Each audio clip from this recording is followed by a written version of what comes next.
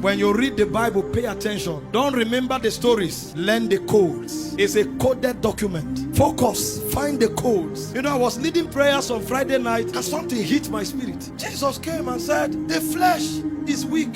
The spirit is willing. I said, wait.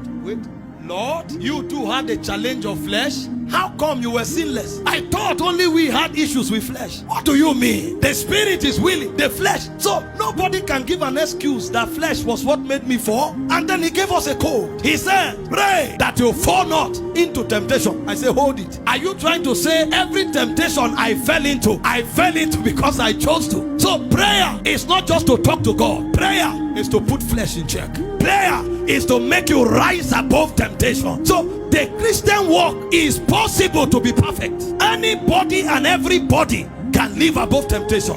The problem is that we don't do what he did. When he noticed that flesh was weak, he separated himself. He carried those who believed. He carried those who were committed to him and went to Gethsemane. And even in Gethsemane, he began to fractionate them. The first 7 are not as strong as the last 3. So he separated the 8 rather and moved 3 forward. He now saw that these 3, they can't support well. He still left them behind and stepped aside. And he prayed until flesh submitted.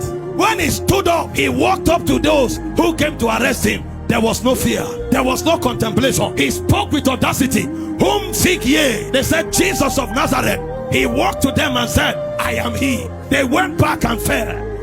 Oh my God. He came again. I say, whom seek ye? They said, Jesus of Nazareth. I told you already. I am he. They went, my God, my God, my God. Pack it up.